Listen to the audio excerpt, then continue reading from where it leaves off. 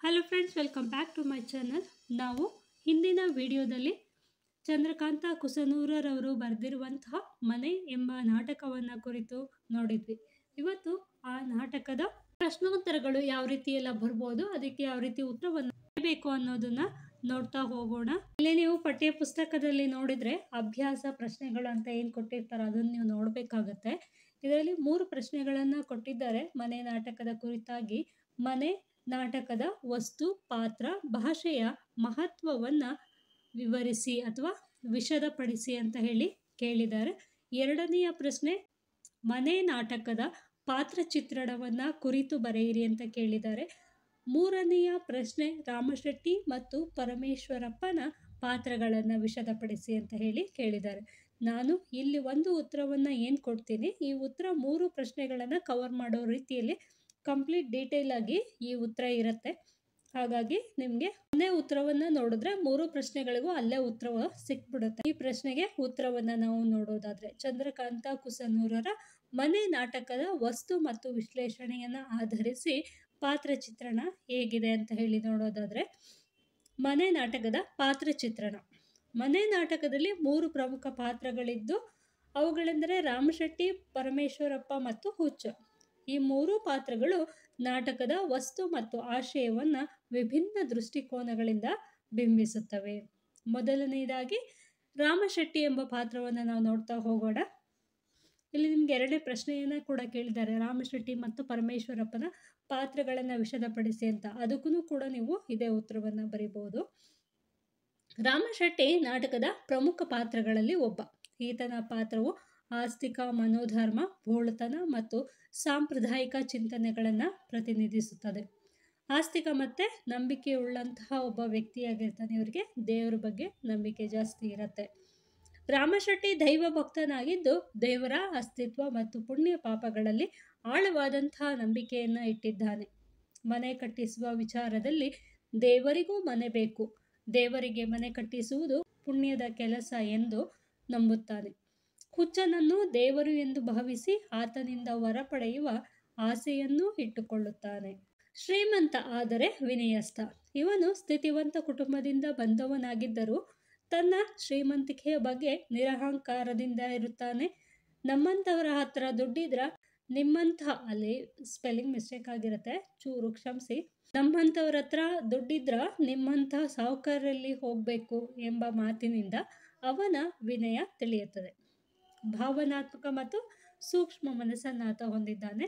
ಭೂತಕಾಲದ ಕುಟುಂಬದ ಕಹಿ ನೆನಪುಗಳನ್ನು ಹೊಂದಿದ್ದು ಮದುವೆಯ ವಿಚಾರ ಬಂದಾಗ ನೋವಿನಿಂದ ಮಾತಾಡುತ್ತಾನೆ.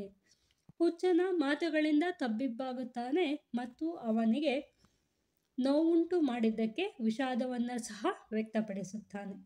ದ್ವಂದ್ವ ಮತ್ತು ಭೀತಿಯನ್ನು ಹೊಂದಿರುವಂತಹ ಒಂದು ವ್ಯಕ್ತಿತ್ವ ಈತನದು. ಹುಚ್ಚನ ಮಾತುಗಳಿಂದ ಹಲವು ಬಾರಿ ಗೊಂದಲಕ್ಕೊಳಗಾಗುತ್ತಾನೆ. ಹುಚ್ಚನು ದೇವರು, CIDಯೋ ಎಂಬ ಸಂಶಯದಲ್ಲಿರುತ್ತಾನೆ. ರಾತ್ರಿ ಗುಡ್ಡದಲ್ಲಿ ಇರಲು ಹೆದರುತ್ತಾನೆ ಮತ್ತು ಹೊಗೆ ಬೆಂಕಿ ಕಂಡಾಗ ಭಯಭೀತನಾಗುತ್ತಾನೆ. ಆಶಾವಾದಿ ಮತ್ತು ಜಡತ್ವ. ಬದುಕಿನಲ್ಲಿ ಹೊಸ ಮನೆಯ ಕನಸು ಕಂಡರೂ ವೈಯಕ್ತಿಕ ನಿರ್ಧಾರಗಳನ್ನು ತೆಗೆದುಕೊಳ್ಳುವಲ್ಲಿ ಕೊಂಚ ಜಡನಾಗಿ ಕಾಣುತ್ತಾನೆ. ಪರಮೇಶ್ವರಪ್ಪನ ಪ್ರೋತ್ಸಾಹದ ಹೊರತಾಗಿ ಹೊಸ ಜೀವನಕ್ಕೆ ಹೆಜ್ಜೆ ಇಡಲು ಹಿಂಜರಿಯುತ್ತಾನೆ. ಈಗ ನೆಕ್ಸ್ಟ್ 2ನೇ ವ್ಯಕ್ತಿ ಪರಮೇಶ್ವರಪ್ಪ.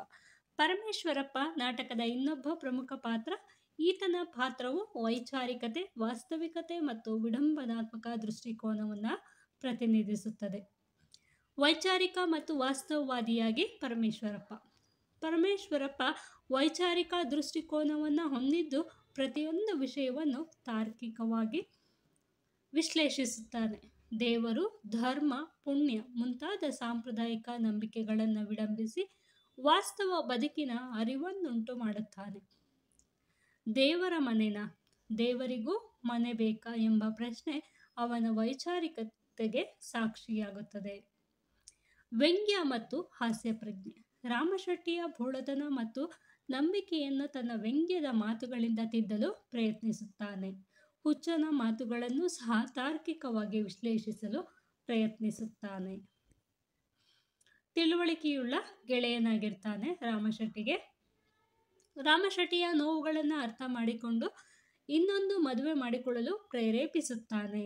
ಅವನಿಗೆ ಬದುಕಿನಲ್ಲಿ ಹೊಸ ಹೆಜ್ಜೆ ಇಡಲು ಪ್ರೋತ್ಸಾಹವನ್ನು ಸಹ ನೀಡ್ತಾನೆ. ಕಟು ವಾಸ್ತವವಾದಿ. ಕಾಗವ್ವ ಗುಬ್ಬಕ್ಕನ ಕಥೆಯ ಮೂಲಕ ಮನೆ ಕಟ್ಟುವ ವಿಚಾರದಲ್ಲಿ ಜಾಣತನವನ್ನು ಹೇಳುತ್ತಾನೆ. ಹಣದ ಬೆಲೆ ಮತ್ತು ಭ್ರಷ್ಟ ವ್ಯವಸ್ಥೆಗಳ ಬಗ್ಗೆ ಅರಿವನ್ನು ಮೂಡಿಸುತ್ತಾನೆ. 2 ಕಾಸು ಬೆಲೆ ಬಾಳದ ಪುಣ್ಯನ ಕಟ್ಕೊಂಡು ಏನು ಪ್ರಯೋಜನ ಎಂಬ ಮಾತು ಅವನ ವಾಸ್ತವಿಕತೆಯನ್ನು ತೋರಿಸುತ್ತದೆ. ನೆಕ್ಸ್ಟ್, ಸೃಜನಾತ್ಮಕ ಮತ್ತು ನಾಟಕೀಯ ವ್ಯಕ್ತಿತ್ವವನ್ನು ಈತ ಹೊಂದಿರ್ತಾನೆ. ರಾಮಶೆಟ್ಟಿಯನ್ನು ಸಿದ್ಧಗೊಳಿಸಲು ಕೊಡೆಯ ಮೂಲಕ ಹೆಂಡತಿ ಮತ್ತು ಮನೆಯ ಪರಿಕಲ್ಪನೆಯನ್ನು ನಾಟಕೀಯವಾಗಿ ಆತ ವಿವರಿಸುತ್ತಾನೆ. ಇನ್ನು ನೆಕ್ಸ್ಟ್, ಮೂರನೆಯ ವ್ಯಕ್ತಿ ಹುಚ್ಚ. ಹುಚ್ಚನ ಪಾತ್ರವು ನಾಟಕಕ್ಕೆ ಒಂದು ಹೊಸ ಆಯಾಮವನ್ನು ನೀಡುತ್ತದೆ. ಈ ಪಾತ್ರವು ಅಸಂಗತತೆ, ವಿಡಂಬನೆ ಮತ್ತು ಕೆಲವೊಮ್ಮೆ ತತ್ವಜ್ಞಾನಿ ದೃಷ್ಟಿಕೋನವನ್ನು ಸಹ ಇದು ಪ್ರತಿಪಾದಿಸುತ್ತದೆ. ಅಸಂಗತ ಮತ್ತು ಅಸ್ಪಷ್ಟ ಮಾತುಗಳು. ಹುಚ್ಚನ ಮಾತುಗಳು ಮೊದಲು ಅಸಂಬದ್ಧ ಮತ್ತು ಅಸ್ಪಷ್ಟವೆನಿಸಿದರೂ ಅವುಗಳಲ್ಲಿ ಆಳವಾದ ವಿಡಂಬನೆ ಮತ್ತು ತತ್ವಜ್ಞಾನ ಅಡಗಿರುತ್ತದೆ. ನಾನಿಲ್ಲೇ ನಿಂದ್ರೋದು, ನಾನಿಲ್ಲೇ ಸಾಯೋದು ಎಂಬ ಮಾತು ಸ್ಥಳದ ವಾರಸುದಾರಿಕೆ ಮತ್ತು ಅಸ್ತಿತ್ವದ ಪ್ರಶ್ನೆಯನ್ನು ಸೂಚಿಸುತ್ತದೆ. ಸಮಾಜದ ವಿಡಂಬಕ. ರಾಜನಾಗಬೇಕಾದವನು ಹುಚ್ಚನಾಗಿದ್ದಾನೆ, ಹುಚ್ಚನಾಗಬೇಕಾಗಿದ್ದವನು ರಾಜನಾಗಿದ್ದಾನೆ. ಕಾಲಸ್ವಾಮಿ ಕಾಲಾಯ ತಸ್ಮೈ ನಮಃ ಎಂಬ ಮಾತುಗಳ ಮೂಲಕ ಸಮಾಜದ ಅಸಂಗತತೆ ಮತ್ತು ಕಾಲದ ವ್ಯಂಗ್ಯವನ್ನು ವಿಡಂಬಿಸುತ್ತಾನೆ. ಗೊಂದಲ ಮತ್ತು ಆತಂಕವನ್ನು ಸೃಷ್ಟಿಸುವಂತಹ ಒಬ್ಬ ವ್ಯಕ್ತಿಯಾಗಿದ್ದಾನೆ ಈತ. ರಾಮಶೆಟ್ಟಿ ಮತ್ತು ಪರಮೇಶ್ವರಪ್ಪನವರ ಸಂಭಾಷಣೆಯ ನಡುವೆ ಅನಿರೀಕ್ಷಿತವಾಗಿ ಪ್ರವೇಶಿಸಿ ಅವರ ಯೋಜನೆಗಳಿಗೆ ಮತ್ತು ಆಲೋಚನೆಗಳಿಗೆ ಗೊಂದಲವನ್ನು ಮೂಡಿಸುತ್ತಾನೆ. ಸಾಮಾನ್ಯನಲ್ಲದ ವ್ಯಕ್ತಿತ್ವ. ಅವನ ಮಾತುಗಳಲ್ಲಿ ಕೆಲವೊಮ್ಮೆ ತತ್ವಜ್ಞಾನಿಯ ಒಳನೋಟಗಳು, ಭವಿಷ್ಯದ ಸೂಚನೆಗಳು ಕಂಡುಬರುತ್ತದೆ. ಭವಿಷ್ಯದ ಸೂಚನೆಗಳು ಅಂದರೆ ಸೂರ್ಯಾಸ್ತ ರಾತ್ರಿ ಆಗುತ್ತೆ, ಸತ್ತವರಿಗೆ ಸ್ವರ್ಗ ಸಿಗತ್ತೆ ಅನ್ನೋದು ಭವಿಷ್ಯದ ಸೂಚನೆಗಳನ್ನು ನಾವು ನೋಡ್ಬೋದಾಗಿದೆ.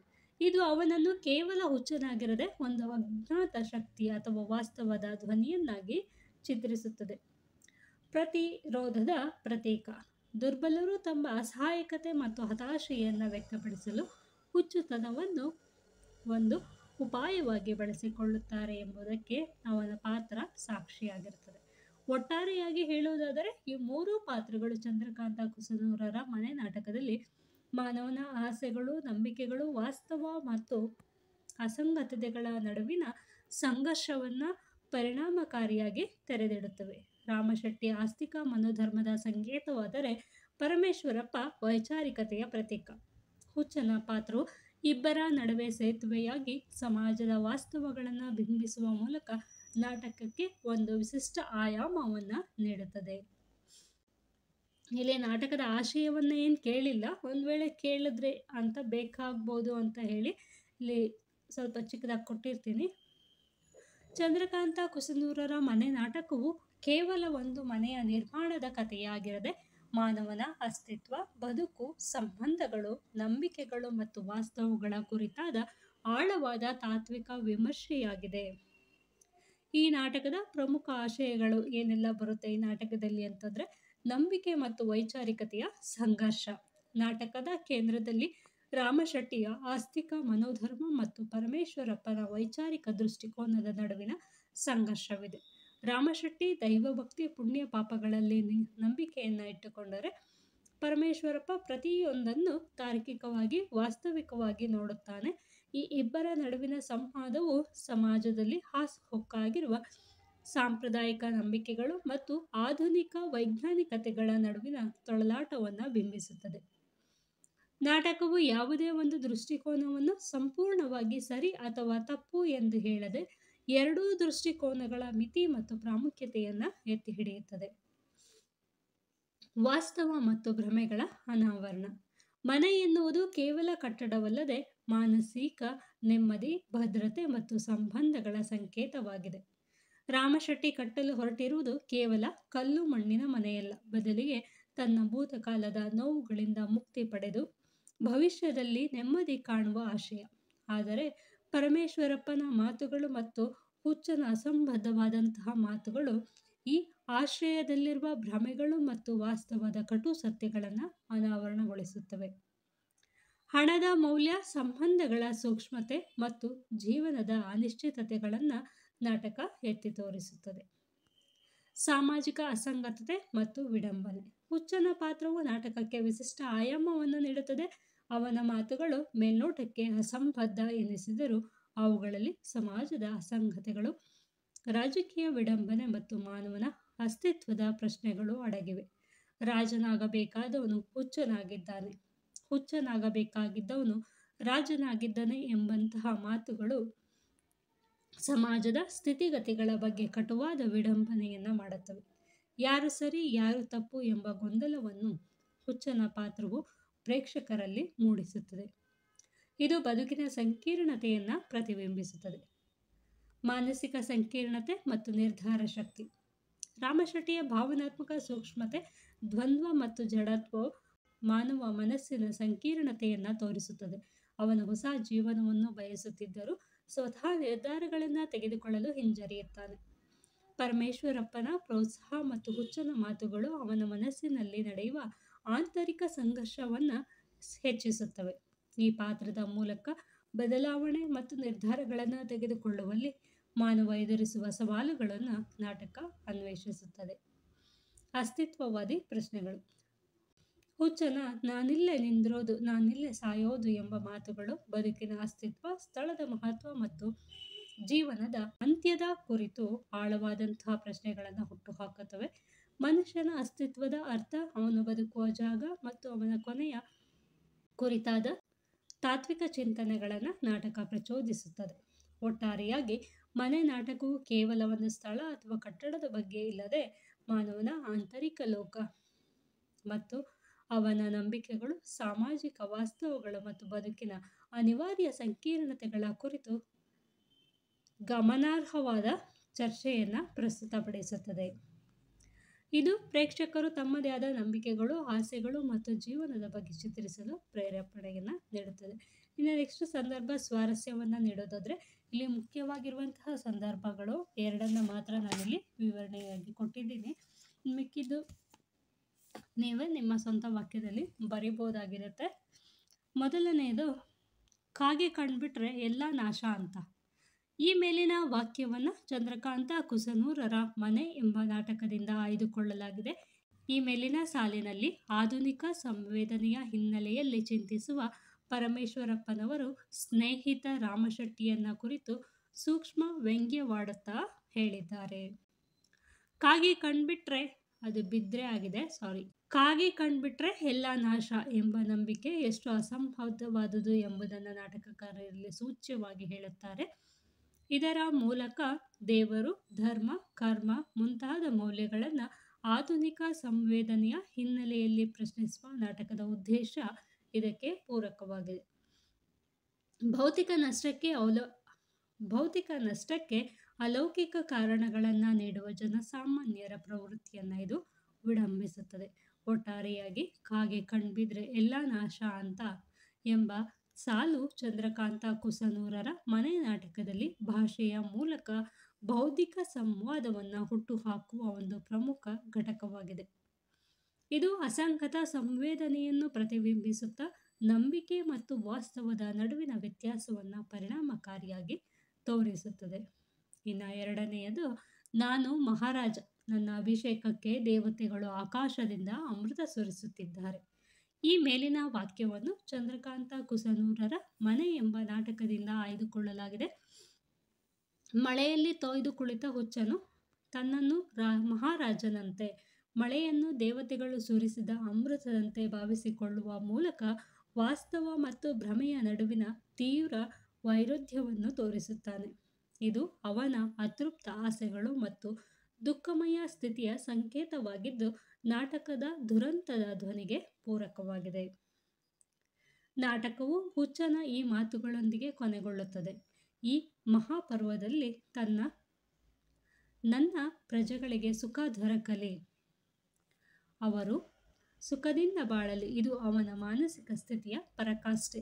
ತನ್ನೆಲ್ಲ ದುಃಖಗಳ ನಡುವೆಯೂ ಅವನು ತನ್ನ ಕಲ್ಪಿತ ಪ್ರಜೆಗಳ ಬಗ್ಗೆ ಒಳಿತನ್ನು ಬಯಸುವ ಮಹಾರಾಜನಾಗಿದ್ದಾನೆ. ಇದು ಸನ್ನಿವೇಶಕ್ಕೆ ಒಂದು ಕಾವ್ಯಾತ್ಮಕ ಮತ್ತು ವಿಷಾದಮಯ ಅಂತ್ಯ ನೀಡುತ್ತದೆ. ಒಟ್ಟಾರೆ ಈ ವಾಕ್ಯವು ಕೇವಲ ಹುಚ್ಚನ ಅಸಂಬದ್ಧ ಪ್ರಲಾಪವಾಗಿರದೆ ಅವನ ಅಂತರಂಗದ ಸಂಕಟ, ಕನಸುಗಳು ಮತ್ತು ವಾಸ್ತವದಿಂದ ದೂರವಿರಲು ಬಯಸುವ ಮನಸ್ಥಿತಿಯನ್ನು ರೂಪಾತ್ಮಕವಾಗಿ ಅನಾವರಣಗೊಳಿಸುತ್ತದೆ. ಇದು ನಾಟಕದ ಪಾತ್ರಗಳ ಮನಸ್ಸಿನ ಆಳವನ್ನು, ಅವರ ಸಂಕೀರ್ಣತೆಯನ್ನು ಮನವರಿಕೆ ಮಾಡಿಕೊಡುತ್ತದೆ. ಇದಿಷ್ಟು ಮುಖ್ಯವಾದಂತಹ ಪ್ರಶ್ನೆಗಳಿಗೆ ಉತ್ತರವನ್ನು ನಾವು ನೋಡಿದ್ವಿ. ಇನ್ನು ನಿಮ್ಮ ಟೆಕ್ಸ್ಟ್ ಬುಕ್ಕಲ್ಲಿ ನೀವು ನೋಡೋದಾದರೆ ಸಂದರ್ಭ ಸ್ವಾರಸ್ಯ ಇನ್ನೊಂದಷ್ಟು ಇದ್ದಾವೆ. ಒಟ್ಟು 9 ಸಂದರ್ಭ ಸ್ವಾರಸ್ಯಗಳನ್ನು ಕೇಳಿದ್ದಾರೆ. ನಾನಿಲ್ಲಿ 2ಕ್ಕೆ ಮಾತ್ರ ಉತ್ತರವನ್ನು ಬರೆದಿದ್ದಾನೆ. ಇದರಲ್ಲಿ ಯಾವುದೇ ಪ್ರಶ್ನೆಯನ್ನು ಕೇಳಿದರೂ ಸಹ ನೀವೀಗ ಉತ್ತರವನ್ನು ಈಸಿಯಾಗಿ ಬರಿಬೋದು ಅಂತ ಅಂದ್ಕೊಳ್ತೀನಿ. ಇನ್ನು ಕೊನೆಯಲ್ಲಿ ಕಠಿಣ ಪದಗಳ ಅರ್ಥವನ್ನು ಸಹ ಕೇಳಿದ್ದಾರೆ. ಯಾವ್ದು ಕೇಳ್ತಾರೆ ಅಂತ ಹೇಳೋಕ್ಕಾಗಲ್ಲ, ಒಂದೊಂದು ಸತಿ ಒಂದೊಂದು ಕೇಳಿರ್ತಾರೆ. ಹಾಗಾಗಿ ನೀವು ಪ್ರತಿ ಪದದ ಅರ್ಥಗಳನ್ನು ನೋಡಿಕೊಂಡ್ರೆ ಒಳ್ಳೆಯದಾಗತ್ತೆ.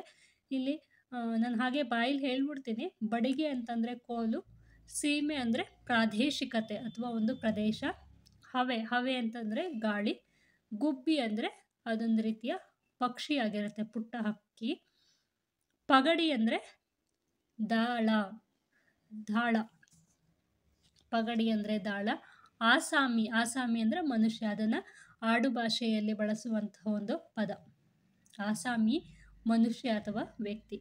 ಕಾಟ ಅಂದರೆ ತೊಂದರೆ ಕೊಡೋದು, ಹಿಂಸೆ ಕೊಡೋದು, ಇರಿಟೇಟ್ ಮಾಡೋದು ಅಂತ ಹೇಳ್ತೀವಲ್ಲ, ಅದಕ್ಕೆ ಕಾಟ ಅಂತ ಹೇಳ್ತಾರೆ. ಇನ್ನು ಫಜೀತಿ ಅಂದರೆ ಇಕ್ಕಟ್ಟಿಗೆ ಸಿಲುಕಿದಂತೆ ಅನ್ನೋದಕ್ಕೆ ಫಜೀತಿ ಅಂತ ಹೇಳ್ತಾರೆ. ಅನಾಯಾಸ ಅಂದರೆ ಸುಲಭ. ಕೂಸು ಅಂದರೆ ಮಗು. ಭಾಳ ಅಂದರೆ ತುಂಬ.